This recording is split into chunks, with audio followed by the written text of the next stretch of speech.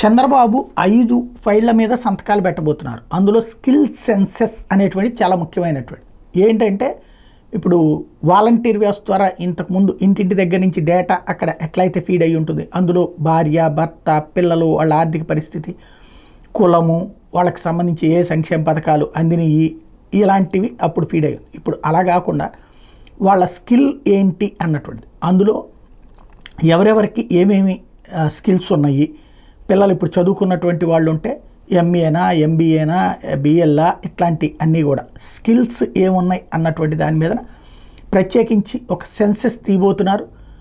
ప్రతిభని base చేసుకుని ఒక collection కోసం ఆర్డర్ వేయబోతున్నారు. ఇంతవరకు కూడా క్యాస్ట్ అంటే కుల లెక్కలు తీశారు, లేకపోతే కనుక ఆర్థిక లెక్కలు తీశారు, కానీ మొట్టమొదటిసారి ఎంతమంది ఏ విధమైనటువంటి పరిజ్ఞానం ఉన్నారు అన్నటువంటి తీస్తుండటం అన్నటువంటిది చాలా కీలకం.